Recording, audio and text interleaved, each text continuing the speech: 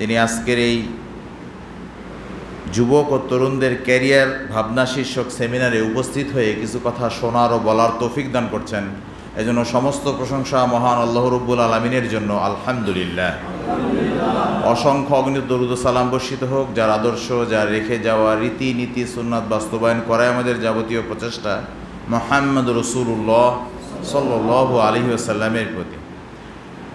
হাদিস ফাউন্ডেশন পাঠাগার কাসনা টকিটারি শাখার উদ্যোগে আয়োজিত আজকের এই সেমিনারে মোহতারাম সভাপতি, অত্র মসজিদের খতিব মাওলানা আব্দুল কাইয়ুম সহ বিশেষ আলোচকবৃন্দ, ওলামায়ে কেরাম এবং আমার সামনে উপস্থিত তরুণ ও যুবক ভাইয়েরা, আজকের যে আলোচ্য বিষয় তরুণ ও যুবকদের ক্যারিয়ার ভাবনা, এই শীর্ষক আমি কিছু আলোচনা করার প্রয়াস করব। আমা তৌফিক ইল্লা বিল্লাহ।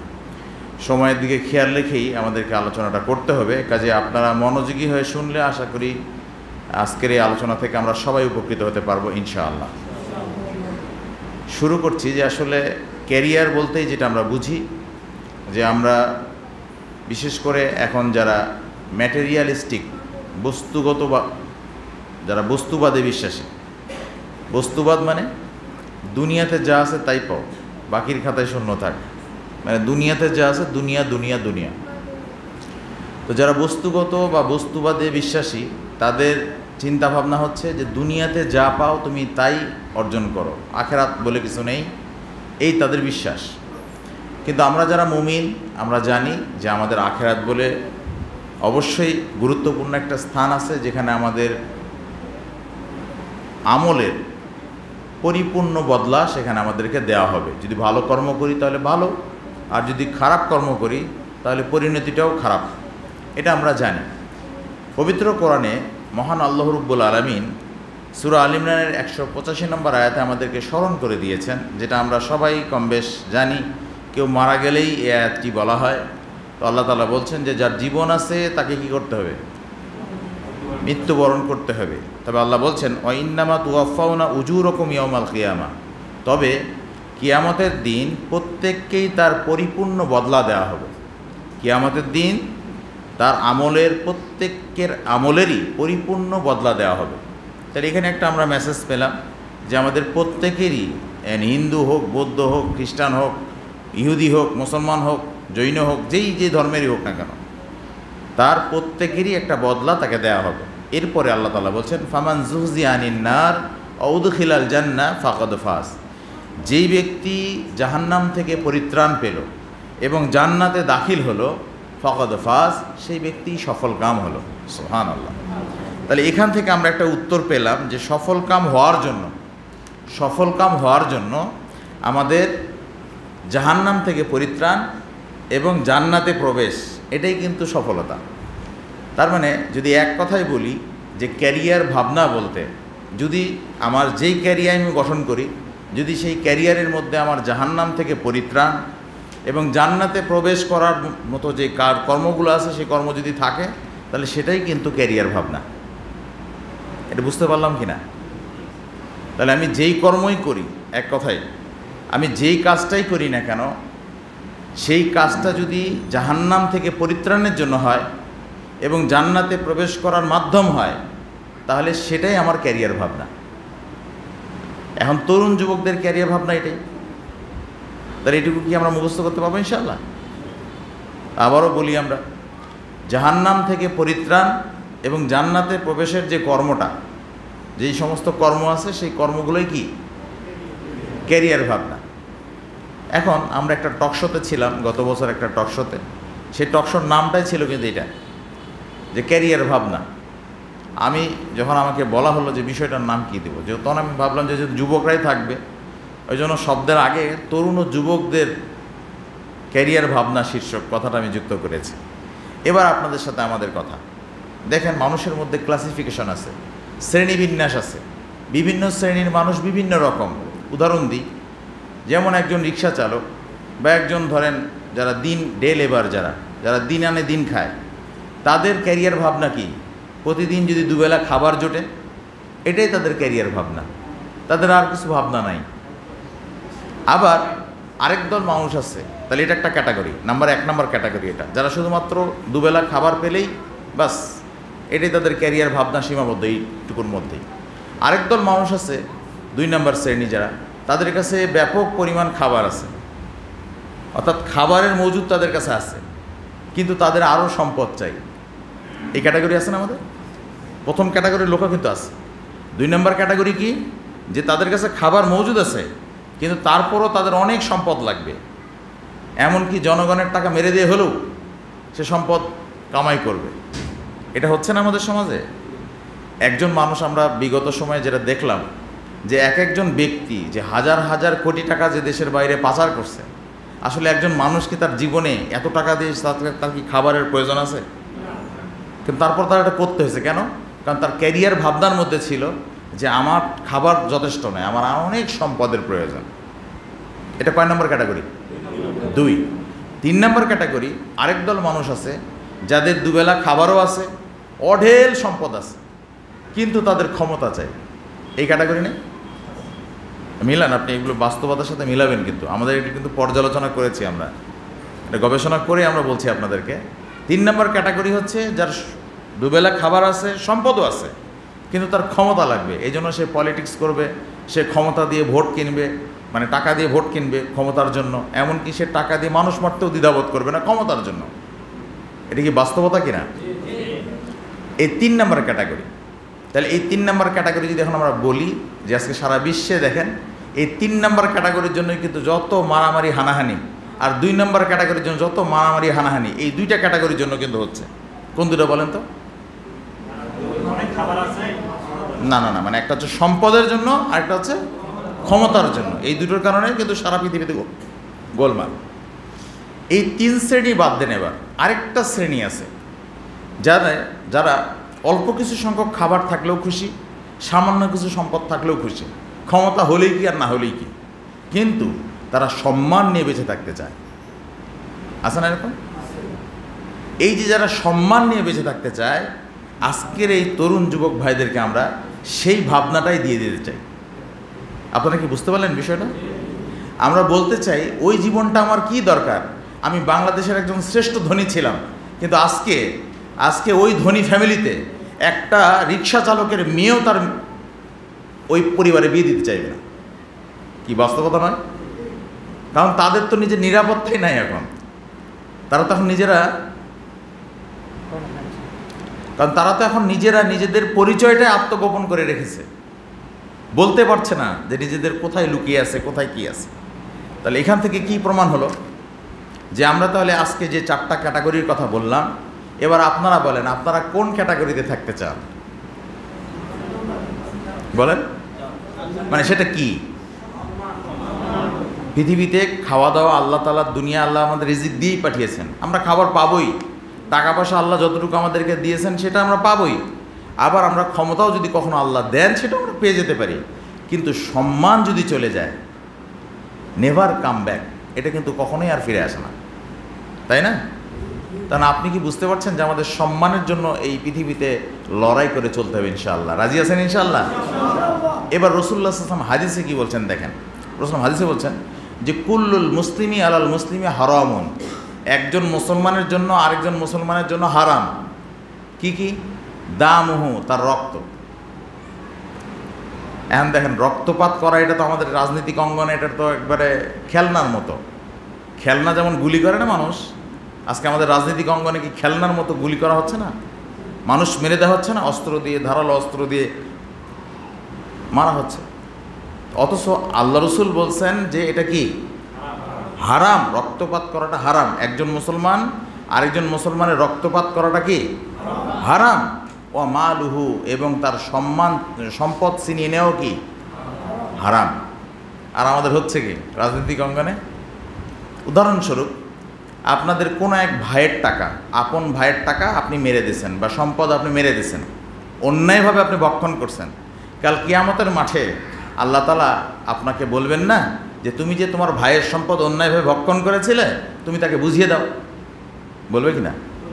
তাহলে এটা তো একটা কঠিন পরিস্থিতি, তাই না? এখন যারা দেশের জনগণের টাকা যারা লুটপাট করছে, যারা দেশের জনগণের টাকা লুটপাট করছে, তো তাদের পরিস্থিতি কি হবে? একজনকে বলবে নাকি গোটা দেশের জনগণ সবাই তার বাদী হবে?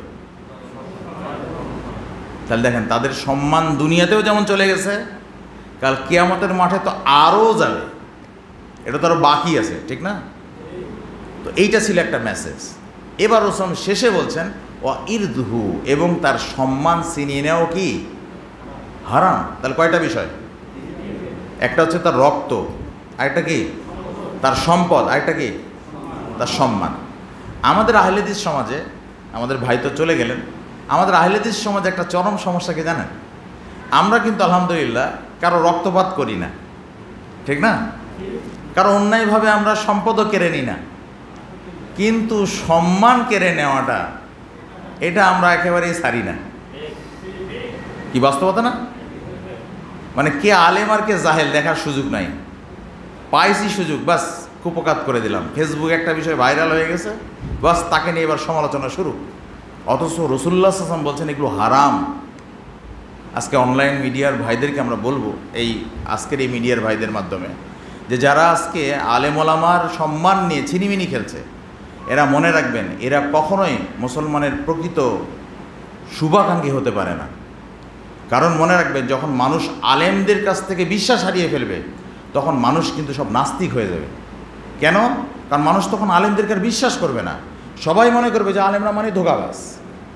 কাজেই আমি বলবো যে অন্যান্য আলেমদের কথা বাদ, আহলে হাদিস আলেমদের ক্ষেত্রে কোনো কথা বলার আগে আপনারা অবশ্যই মুখে লাগাম দিবেন এই বিষয়ে।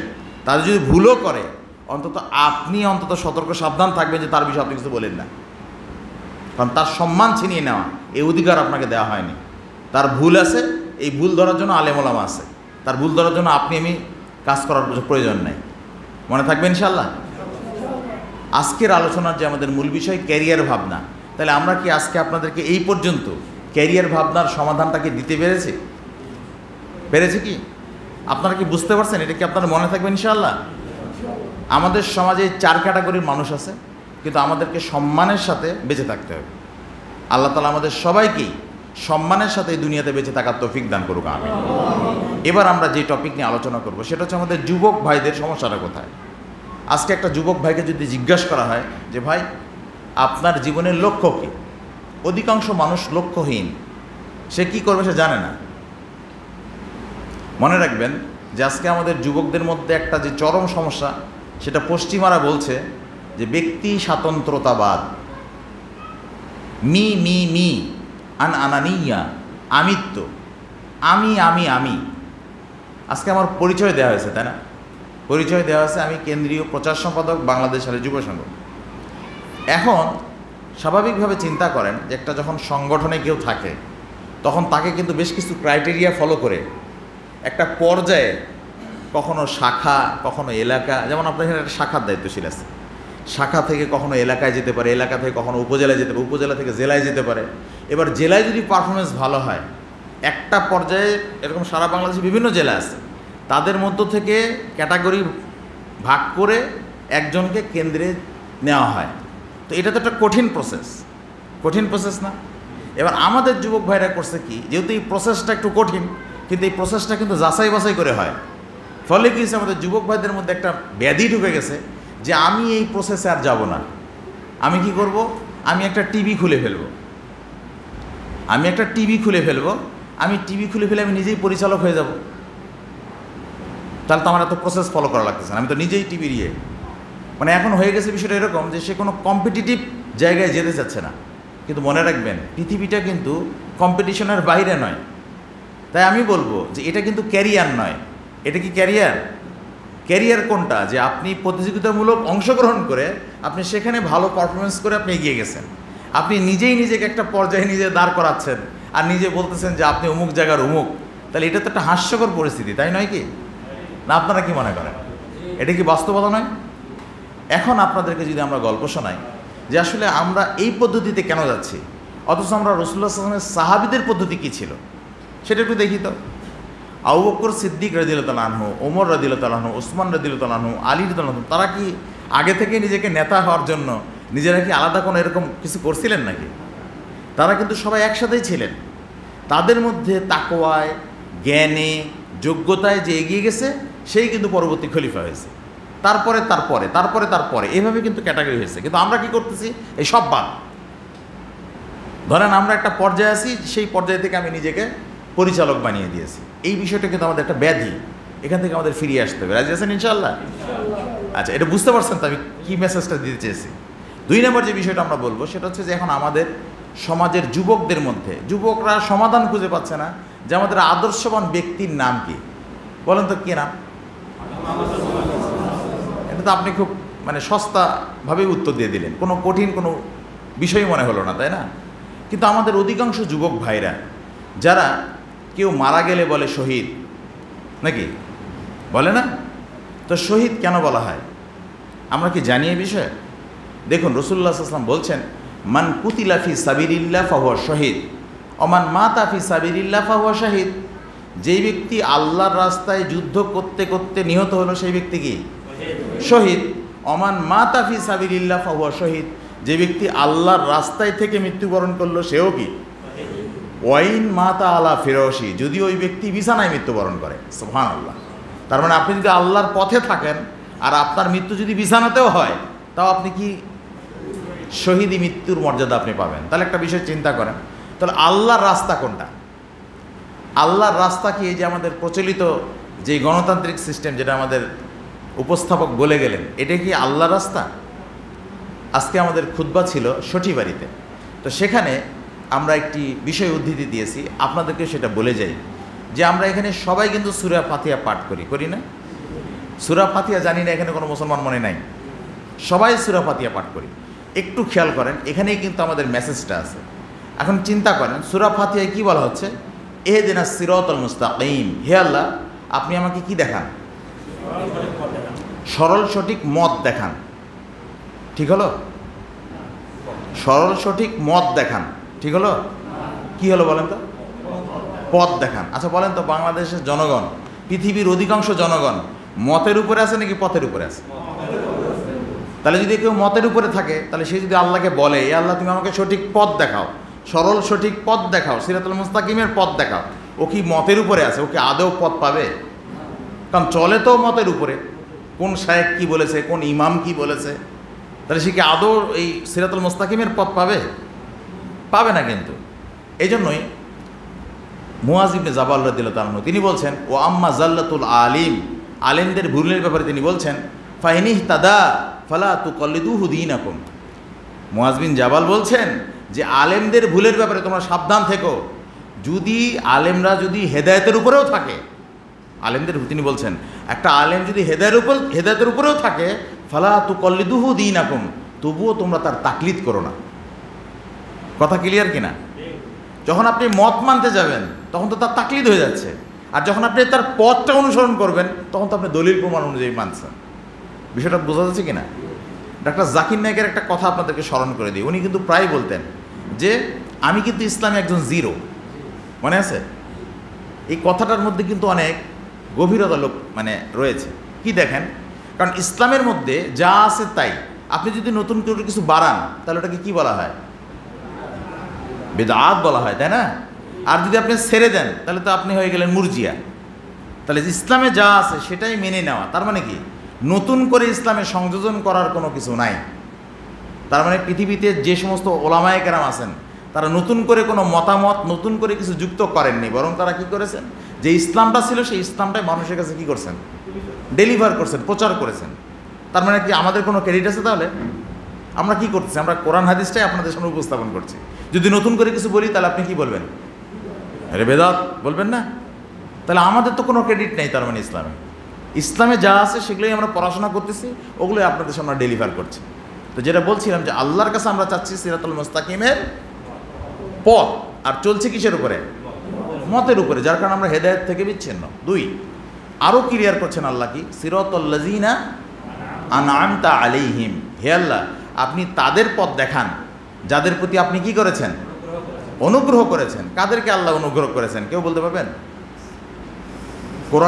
কোরআনের তাফসিরের কিন্তু অনেকগুলো ক্যাটাগরি আছে। তা বেস্ট তাফসির কোনটা? কোরআন বিল কোরআন, কোরআনকে কোরআন দ্বারা তাফসির করা, এটা হচ্ছে সর্বোত্তম তাফসির। তাফসির আর তাবিলের মধ্যে কিন্তু পার্থক্য আছে। তাফসির 2 প্রকার, একটা হচ্ছে তাফসির বিল রায়, একটা তাফসির বিল মাসুর। যখন কোনো ব্যক্তির রায় অনুযায়ী তাফসির করা হয় সেটাকে বলা হয় তাফসির বিল রায়, আর তাফসির বিল মাসুর মানে তাফসির বিল রেওয়ায়া, অর্থাৎ দলিলের ভিত্তিতে যেটা তাফসির করে সেটা কি তাফসির বিল রেওয়ায়া বা তাফসির বিল মাসুর, এটাকে বলা হয় তাফসির বিল মাসুর। তো এখন যেটা কোরআন থেকে যদি কোরআনের তাফসির করা হয় তাহলে এটা কি হবে? এটা হচ্ছে সর্বোত্তম তাফসির। তাফসিরের যতগুলো ক্যাটাগরি আছে এটা সর্বোত্তম তাফসির। তো এই যে সিরাতাল লাযিনা আনআমতা আলাইহিম, হে আল্লাহ আপনি তাদের পথ দেখান যাদের প্রতি আপনি অনুগ্রহ করেছেন। কাদের প্রতি অনুগ্রহ করেছেন? আজকের এই সেমিনার থেকে আমরা এটা মুখস্থ করে যাবো ইনশাআল্লাহ, ঠিক আছে না? আল্লাহ তাআলা সূরা নিসা 69 নম্বর আয়াত আল্লাহ বলছেন যে কাদের প্রতি আল্লাহ অনুগ্রহ করেছেন, মিনান নাবিয়িন ওয়াস সিদ্দিকিন ওয়াস শুহাদা ওয়াস সলিহিন। কয় শ্রেণী? নাবিয়িন মানে কি? নবীদের পথ। সিদ্দিক মানে কি? সত্যবাদীদের পথ। ওয়াস শুহাদা মানে কি? শহীদদের পথ। ওয়াস সলিহিন মানে নেককার সৎ বান্দাদের পথ। এবার বলেন, আব্রাহাম লিঙ্কন কি আমাদের সৎ বান্দা? ও কি আমাদের শহীদ? মানে ও কি সত্যবাদী? ও কি নবী নাকি? তাহলে এখন বলেন, আমি তো দোয়া করছি আল্লাহর কাছে, আল্লাহ আপনি আমাকে তাদের পথ দেখান যাদের প্রতি আপনি অনুগ্রহ করেছেন, আর আমি চলতেছি কার পথে? বলেন, বোঝা যাচ্ছে কি না? আপনার যুবক ভাইরা কি এটা ক্লিয়ার কনসেপ্ট বোঝা যাচ্ছে তো? তাহলে এখন চিন্তা করেন, যদি কোনো যুবক যদি ওই মতবাদ মেনে নেয় তাহলে এই 4 শ্রেণীর মধ্যে কি একজনও সে? তাহলে যদি আমরা এটা মানি তাহলে আমরা কতটা পথভ্রষ্টের মধ্যে আছে। হাজার হাজার না, বাংলাদেশের কোটি কোটি যুবক আজকে এই নোংরা এই গণতন্ত্রের মতো একটা ফালতু এবং যেখানে মানুষ হত্যা, গণতন্ত্র মানে মানব হত্যার রাজনীতি, মানুষ হত্যার রাজনীতি, এটা সেই রাজনীতি করছে। আর আজকে তারা বলছে যে আজকে আমরা মানুষের শান্তি কামনা করছি, আমরা এই জনগণ এই দেশকে আমরা উন্নতি করতে চাই। কিসের উন্নতি? আমরা বিশ্বাস করি একজন যুবকের যদি প্রাণ বেঁচে যায় এটাই দেশের সবচেয়ে বড় উন্নতি। যদি একজন যুবকের যদি প্রাণ অন্যায়ভাবে হত্যা হয় এটাই এই দেশের সবচেয়ে বড় অবনতি। কারণ আমরা চাই না কোনো যুবকের মৃত্যু হোক। যুবকের যদি প্রাণ দিতেই হয়, আমাদের ভাই বললো না, সেটা কোন পথে দিবে? আল্লাহর পথে। আমরা রেডি থাকবো এইরকম মেজাজ, ওইরকম জাজবা, ওইরকম রক্ত আমাদের মধ্যে যেন প্রভাবিত হয় যে আমরা আগামী দিন জীবন দেওয়াই লাগে তো কাফের মুশরিক ইহুদিদের বিরুদ্ধে দেওয়ার জন্য প্রস্তুত থাকবেন ইনশাআল্লাহ। কিন্তু কখনোই মুসলমানকে মারার জন্য এই রক্ত, এই শ্রম, এই যে পেশি শক্তি এটা কখনো ব্যয় করবো না। রাজি আছেন ইনশাআল্লাহ? কারণ যখন মুসলমানকে মারবো তাহলে বুঝতে হবে যে এটা কিন্তু ইহুদি খ্রিস্টানদের চক্রান্ত। তারা তো চাচ্ছে যে আপনি মুসলমানকে মেরে দেন। এই বিষয়ে আমরা শেষে আরও কিছু কথা বলবো। তবে এখানে বলে দেখেন যে তাহলে কাদের পথ? নবীদের পথ, সিদ্দিকদের পথ, শুহাদাদের পথ আর সলিনদের পথ। এরপরে আরও ক্লিয়ার করছে আল্লাহ, গায়রিল মাগযুব, হে আল্লাহ তুমি আমাদেরকে অভিশপ্তদের পথ দেখায় না। অভিশপ্ত কারা বলেন তো? ইহুদিরা, তাই না? এরপরে কি বলছি? অদ্দাল্লিন। দল্লিন কারা? কারা ওরা? খ্রিস্টানরা। তাহলে আল্লাহকে আরও ক্লিয়ার করছে, আল্লাহ তুমি আমাদেরকে নবী, সিদ্দিক, শুহাদা, সলিনদের পথ দেখাও আর ইহুদি খ্রিস্টানদের পথ। এবার বলেন গণতন্ত্র কি পথ? মানে ইহুদি খ্রিস্টানদের না? তাহলে দেখেন, আমি আল্লাহর কাছে প্রতিদিন সূরা ফাতিহা, এই জন্য সূরা ফাতিহাকে বলা হয় কি? উম্মুল কোরআন, কোরআনের মা। এখানে সব কিছুই বলে দেওয়া আছে। এর ব্যাখ্যাটা ব্যাপক। যেমন দেখেন, একটা ব্যাখ্যায় শুধু আপনাদেরকে দিচ্ছি, কত ব্যাপক আলোচনা না? তাহলে এখান থেকে আপনি যদি বুঝে থাকেন, এবার শেষে আমরা কি বলতেছি বলেন তো? আমিন মানে কি? এখন দেখেন, আমাদের সমাজে একদল আলেম ওলামা যারা বাংলাদেশে বহু পূর্ব থেকেই ধোঁকা দিয়ে আসতেছে বাংলাদেশের জনগণকে, উপমহাদেশের মুসলমানদেরকে, তারা বলে যে আমিন বলতে হয় জোরে নাকি আস্তে? আস্তে। এটা তারা বলে, তার মানে স্বীকার করে যে আমিন বলতে হয়, তবে কি? আস্তে। আবার তারা বলে কিন্তু ইমামের পিছনে কি করা যাবে না?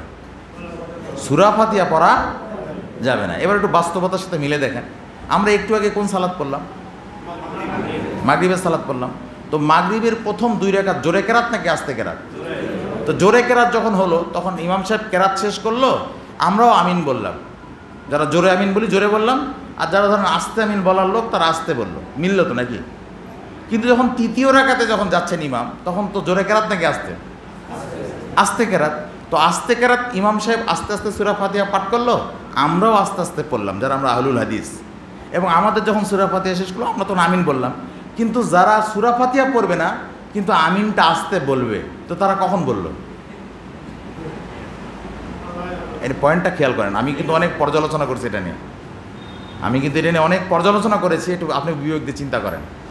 এর কারণে কিন্তু কয়েকজন মাযহাবী কিন্তু আলহামদুলিল্লাহ আহলে হাদিস হয়ে গেছে, এই যে এই পয়েন্টটা বোঝার কারণে।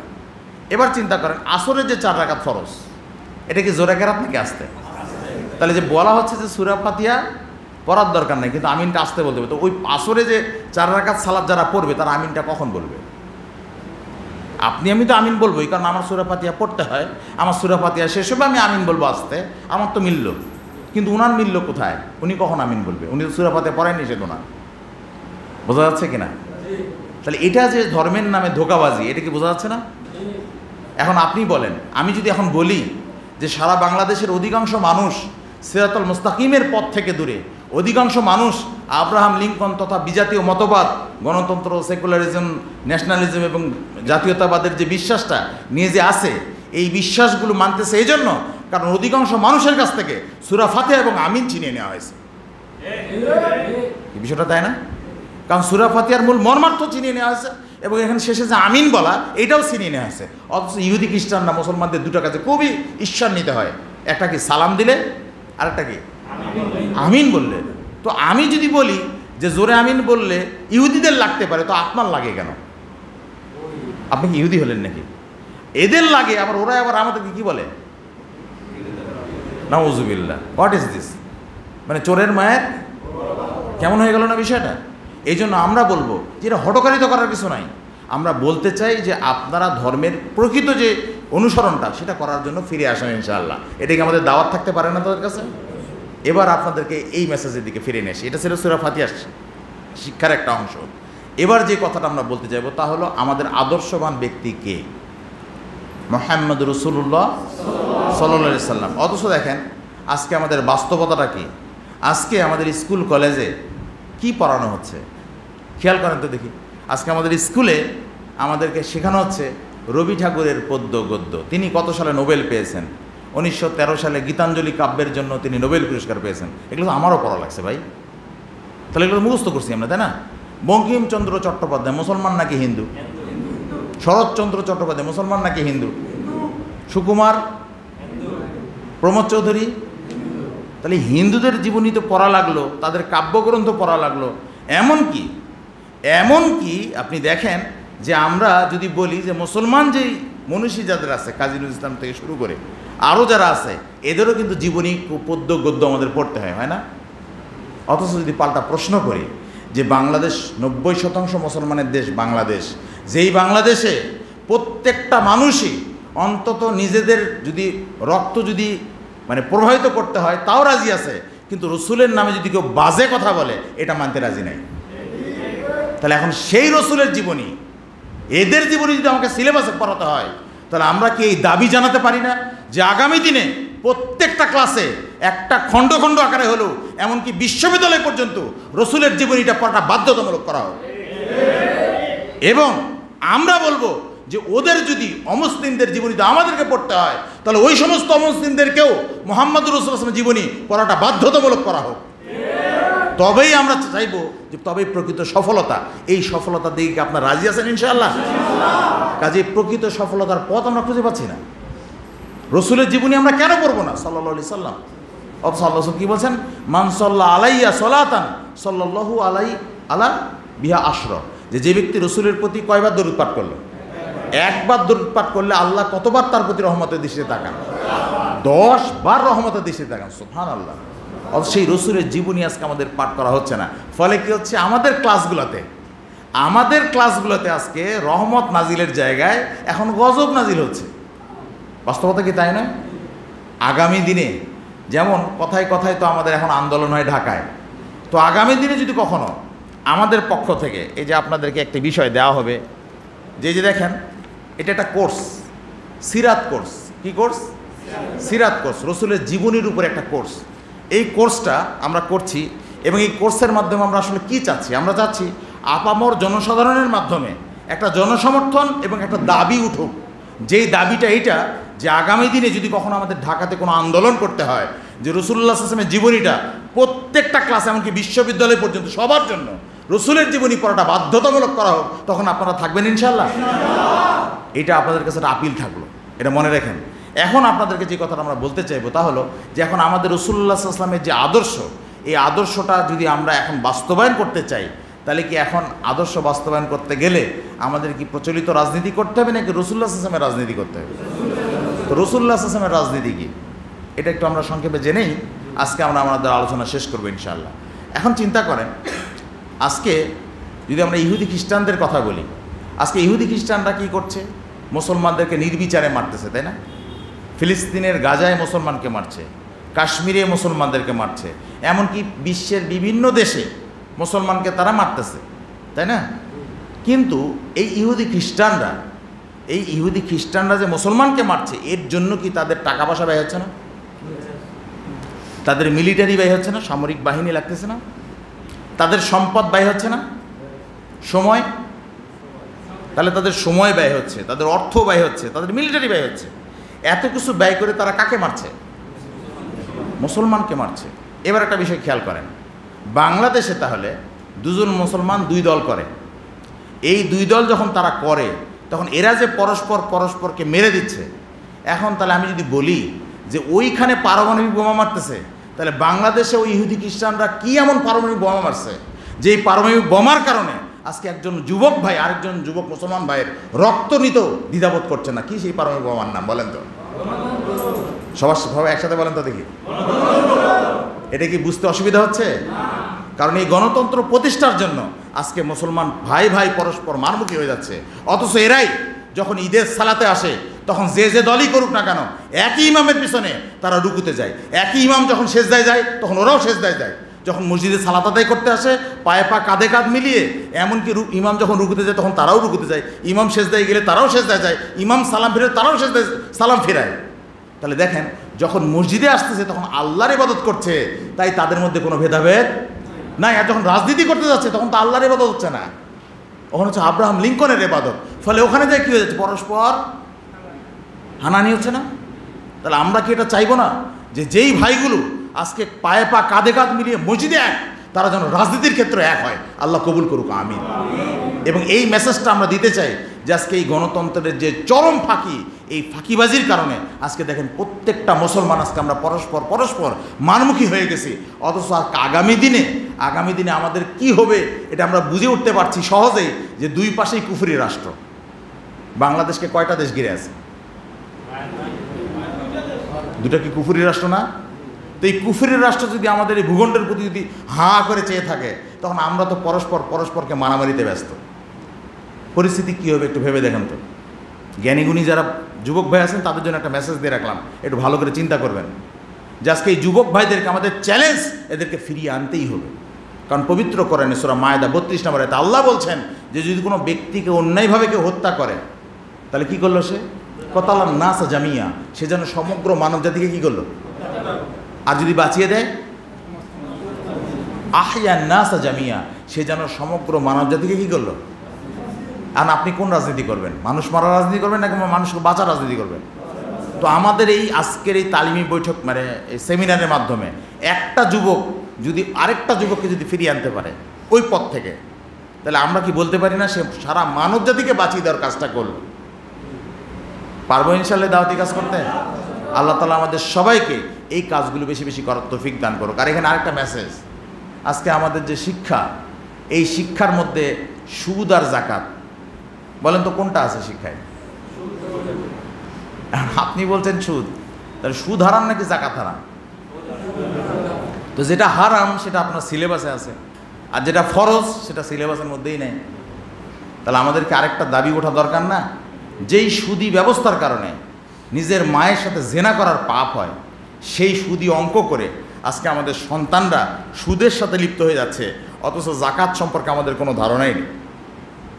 অধিকাংশ ছাত্র ভাইদের ধারণাই নাই। তাই এটা কি উচিত নয় যে আগামী দিনে আরেকটা আন্দোলন হোক, যে আন্দোলনের মাধ্যমে আমরা চাইব যে আমাদের এই সিলেবাসের গণিত থেকে যেন এই সুদি অঙ্ক যেন সব একবারে সিরিয়াস সানকান হয়ে, নেতারা যেমন পালিয়ে গেছে, এই সুদি অঙ্কগুলোও যেন পালিয়ে চলে যায়। পক্ষান্তরে আমরা চাইব জাকাত ভিত্তিক অর্থ ব্যবস্থা, জাকাত ভিত্তিক অঙ্ক, এই সমস্ত বিষয়গুলো যেন আমাদেরকে সিলেবাসে দেওয়া হয়। রাজি আছেন ইনশাল্লাহ? এরকম দাবি কি আপনারা চান? তাহলে এই বিষয়গুলো মাথায় রেখেন। এবার আমি যেটা বলতে চাইবো যে আজকের যে আমাদের এই ক্যারিয়ার ভাবনার এই ক্যারিয়ার ভাবনার মূল ভাবনাটা কি আপনারা বুঝতে পারছেন? বলেন তো, কার জন্য আমি জীবন দিব? তা রাসূলুল্লাহ সাল্লাল্লাহু আলাইহি ওয়াসাল্লামের আদর্শের জন্য, অন্য কোনো ব্যক্তির জন্য নয়। আজকের এই তালিমি বৈঠক থেকে এটাই আমাদের ক্যারিয়ার ভাবনার অংশ, যে আপনারা যদি এখানে প্রত্যেকে এটা নিয়ত করেন যে আমি রসুলের আদর্শের বাইরে সাল্লাল্লাহু আলাইহি সাল্লাম, তার বাইরে আমি এক চুল পরিমাণ যাব না, তাহলে আজকের এই ক্যারিয়ার শীর্ষক এই যে ভাবনা মানে সেমিনার, এই সেমিনারটা সফল। আর যদি আপনার এখনও মনের ভিতরে থাকে যে না, আমি এখনও আমার সমস্যা একটু আছে, আমার এখন একটু দ্বন্দ্ব আছে, এখন আমার সংশয় হচ্ছে, তাহলে আমরা বলবো যে আসলে প্রকৃত অর্থে যে রাসূলুল্লাহ সাল্লাল্লাহু আলাইহি ওয়াসাল্লামকে যে মানে সমস্ত মানুষের চাইতে যে মুহাম্মদ সাল্লাল্লাহু আলাইহি ওয়াসাল্লামকে সবচেয়ে বেশি ভালোবাসতে হবে, এই ভালোবাসলেই তো লা ইউমিনু আহাদুকুম হাত্তা আকুনা আহাব্বা ইলাইহি মিন ওয়ালিদিহি ওয়া ওয়ালাদিহি নাসি আজমাইন, যে তোমরা ততক্ষণ পর্যন্ত মুমিন হতে পারবে না যতক্ষণ পর্যন্ত তোমাদের পিতামাতা, তোমাদের আত্মীয় স্বজন, এমনকি সমস্ত মানুষের চাইতে তোমরা মুহাম্মদ রাসূলুল্লাহ সাল্লাল্লাহু আলাইহি ওয়াসাল্লামকে বেশি ভালো না বাসবে। তাহলে এখন দেখেন, ওই ভালোবাসার জায়গায় যদি আমরা রাখি, তাহলে আমরা কি পারবো ইনশাল্লাহ যে আমরাও এক চুল পরিমাণ আজকের এই কাসনা টকিটারি যে শাখার যারা আপনারা আয়োজনে যে আসছেন, যারা আমাদের এই কথাগুলো শুনলেন, একজনও ইনশাআল্লাহ এই জাহিলি মতবাদের সাথে আপোষ করবো না। রাজি আছে ইনশাআল্লাহ? একজনও কখনো আমাদের জীবন যাবে, শতবার জীবন দিব, যদি আল্লাহ শতবার জীবন দেয় শতবার জীবন দিতে রাজি আছি, কিন্তু তথাকথিত এই গণতন্ত্রের পক্ষে কোনোদিন স্লোগানও দিব না, এর জন্য কোনোদিন 1 মিনিটও ব্যয় করবেন ইনশাআল্লাহ। এই মেজাজ যেন থাকে। আজকে গণতন্ত্রের বিরুদ্ধে কথা বলার মতো আজকে ইসলামী নেতাদের মুখেও সাহস নাই। আমাদের খুব অবাক লাগে যে আপনি কোনটা কায়েম করতে চান? আপনি একজন মানব রচিত সেই আব্রাহাম লিঙ্কনের মতবাদ আপনি বাস্তবায়ন করতে চান, আপনার মুখে এই কথা মানায় না যে আমরা চাই আমাদের সংবিধান হোক কোরআন, আমরা চাই আমাদের রাজনীতি হোক মুহাম্মদ রাসূলের রাজনীতি। এইটুকু কি আমরা বলতে পারি না? এইটুকু বলার সাহসটুকু আমরা পাচ্ছি না, যেটা আমাদের জন্য নিতান্তই দুঃখজনক। এই জন্য আমরা অনুরোধ করবো, আসুন ভাই, আমরা যেন ওই গল্পের মতো না হয়ে যাই। একটা ঈগলের ডিম, কাল্পনিক গল্প, তো একটা ঈগলের ডিম পাহাড় থেকে পড়ে গেছে, তো মাটিতে পড়ে গেছে, মাটিতে পড়ে এখন একটা মুরগির ডিমের সাথে মিশে গেছে। কাল্পনিক গল্প আর কি, শিক্ষণীয় বিষয়টা পরে বলছে। তো এবার ঈগলের ডিম থেকে কি হবে? ঈগলই হবে। আর মুরগির ডিম থেকে মুরগি। তো ঈগল এবার মুরগিদের সাথে বড় হয়েছে, আস্তে আস্তে আস্তে বড় হয়ে গেছে। যখন বড় হয়েছে তখন একদিন দেখে যে কিরে, আমার মতোই দেখতে কিছু ঈগল তারা আকাশে উঠছে। তো যখন আকাশে উঠছে দেখতেছে, তো তখনও বলতেছে, ইস, আমিও যদি একটু উঠতে পারতাম। এবার আপনি বলেন, ওই ঈগলটা কি উঠতে পারে না? তাহলে ঈগলটা ওই কথা কেন বলল? কারণ ও মুরগিদের সাথে থাকতে থাকতে থাকতে থাকতে ওর মন মানসিকতা কী হয়ে গেছে? মুরগি হয়ে গেছে। এখন আমাদের মুসলমান, আমরাও, আমাদের মেজাজ ছিল খালিদ বিন ওলিদের মতো, আমাদের মেজাজ ছিল আলী রাদিয়াল্লাহু আনহুর মতো, আমাদের মেজাজ ছিল ওমর বিন খাত্তাব রাদিয়াল্লাহু আনহুর মতো। আমরাও কিন্তু উঠতে পারি, শুধু আমাদের ওই মেজাজ, ওই জাজবাটা জাগিয়ে তুলতে হবে। তাহলে আমরা বিশ্বাস করি যে ওই ঈগল যেমন উঠতে পারে, আমরাও উঠতে পারবো ইনশাআল্লাহ। তো সেই মেজাজ কি আপনাদের আছে ইনশাআল্লাহ? আল্লাহ তাআলা আমাদের সবাইকে এটা বোঝার তৌফিক দান করুক। কাবি নজরুল ইসলামের একটি গল্প, মানে কবিতার কয়েকটা লাইনই আপনাদের বলি। তিনি আজ থেকে বহু আগেই বলছেন যে আমরা কিন্তু ভোগবিলাসের জীব না। এই দুদিনের দুনিয়ায় এসে শুধু ভোগবিলাস করে মরে যাব, এই জন্য আমরা আসিনি। এই জন্য তিনি বলছেন যে নহি মোরা জীব ভোগবিলাসের, আমরা ভোগবিলাসের জীব নই। শাহাদাত ছিল কাম্য আমাদের ভিতরে কি ছিল? শাহাদাতের কামনা। ভিখারির সাজে খলিফা যাদের শাসন করিল আদা জাহান, আমাদের ওমর বিন খাত্তাব রাদিয়াল্লাহু আনহু ভিখারির সাজে তিনি কি যে খোঁজ নিতেন না? আজকের নেতাদের কি পরিস্থিতি তারাই ভালো জানে। ওমর ভিখারির সাথে খোঁজ নিতেন এলাকার যে কি পরিস্থিতি আছে। আর আমাদের এলাকায় আসলে এরা যখন রাস্তায় যায় তখন তো রাস্তার মানুষদেরকে আর আগেই কষ্ট দেয়। বাস্তবতা তাই না? সব বন্ধ। কী হয়েছে? আপনার খুব ইমার্জেন্সি আপনাকে হাসপাতালে যেতে, আপনি যেতে পারবেন না। কেন? প্রধানমন্ত্রী আসতেছে, এখন প্রধান রাষ্ট্রপতি যাচ্ছে এই জন্য, বা মন্ত্রী যাচ্ছে এই জন্য আপনার রাস্তা ব্লক হচ্ছে না এটা। তাই ওমর সম্পর্কে আমাদের যদি বলি যে উনি ভিখারির সাথে আদা জাহানের খলিফা হয়ে তিনি খোঁজ দিতে যেতেন। তারাই তো আজকে আমরা ঘুমায় বেহুশ, বাইরে বইছে ঝড় তুফান। বাইরে কি ঝড় তুফান পড়ছে না? বাইরে শিরিক বিদাতের ঝড় তুফান বয়ে যাচ্ছে, অথচ আপনার আমার মধ্যে কোনো চেতনাই নাই। তো আপনার মধ্যে কি ঘৃণা নাই যে এই সমাজে যত শিরিক আছে, এই সমাজে যত বেদাত আছে, এই বেদাতের বিরুদ্ধে এবং শিরিকের বিরুদ্ধে, যাবতীয় কুসংস্কারের বিরুদ্ধে আমি আমার জীবনের শেষ রক্তবিন্দু থাকা পর্যন্ত আমি লড়াই করে যাব ইনশাআল্লাহ। মনে রাখবেন, এই মেজাজ যদি আপনার থাকে, এই মেজাজ কিন্তু নষ্ট হয়ে যাওয়ার প্রবণতাও কিন্তু আছে। সেটা হচ্ছে আপনার বন্ধুবান্ধব।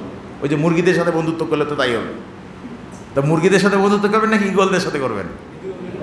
করবেন তো নাকি ইনশাআল্লাহ? এজন্য আমাদের যে জাগরণী ভাই দিল বললো না যে আহলে হাদিস যুব সংঘ ডাকছে আপনাদেরকে, তো আমি ওই জন্য অনুরোধ করবো আপনাদেরকে যে আপনারা অবশ্যই আমাদের সাথে সম্পৃক্ত থেকে আগামী দিনে এই ইগলি মেজাজ নিয়ে যেন আমরা সামনে এগিয়ে যেতে পারি। আল্লাহ যেন আমাদের সে তৌফিক দান করেন, আমিন। পরিশেষে আমি আপনাদের সকলের কাছে বলবো, আসুন আমরা সবাই, প্রত্যেকেরই এখানে কম বেশ পাপ আছে, আছে না নাই? আছে না? প্রত্যেকেরই কিন্তু পাপ আছে।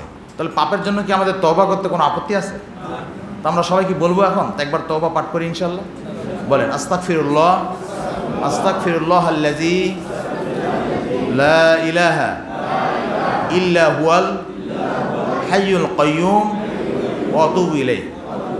তাহলে এই যে আমরা যদি অন্তর থেকে তওবা করি, এখানে যদি একজন ব্যক্তিও যদি অন্তর থেকে তওবা করে যে যা পাপ করছি করছি, আর জীবনে পাপ করব না, এই এরকম যদি মানে প্রতিজ্ঞা নিয়ে যদি প্রকৃত অর্থে কেউ তওবা করে, তো রাসূলুল্লাহ সাল্লাল্লাহু আলাইহি ওয়াসাল্লাম বলছেন আত-তাইবু মিনাজ যামবি কামা লা যামবা লাহু। তওবাকারী ব্যক্তি এমন ব্যক্তির মতো যে কোনো পাপই করে। তার মানে আপনি কিন্তু এখান থেকে নিষ্পাপ হয়ে ফিরতে পারবেন যদি আপনি তওবাটা প্রকৃত অর্থে করেন। রাজি আছেন ইনশাআল্লাহ তওবা করতে? ওই জন্য আমরা সবাই যেন তওবা করি। আর একটা বিষয় বলবো যে আমাদের পাপ তো অনেক, তাই না? তো আমরা এক এক করে একটা একটা করে পাপ তওবা করি আর ভালোর দিকে সামনে এগিয়ে যাই। এই জন্য লাও জু, একজন চাইনিজ দার্শনিক, তিনি বলছেন যে a journey of 1000 Miles begins with single step. 1000 মাইলের পথ শুরু হয় কোন পদক্ষেপ থেকে? প্রথম পদক্ষেপ থেকে, তাই না? তাহলে 1000 মাইলের পথ পাড়ি দেবো, আমাদের গুনাহ ধরেন লাখ লাখ, তো প্রথম পদক্ষেপ তো নিতে হবে আপনাকে আজকে। তাহলে আজকে যদি আপনি কিছু পাপের জন্য তওবা না করেন, তাহলে আপনি কি ওই পাপগুলো আপনার কমবে? তাহলে আজকে অন্তত একটা পাপ হলো আমাদের কমুক, এরকম নিয়ত করি, মানে আমরা ভালোর দিকে সামনে এগিয়ে যাই ইনশাআল্লাহ। আল্লাহ তাআলা আমাদের সবাইকে বেশি বেশি ভালো কাজ করার তৌফিক দান করুক, আমিন। আমি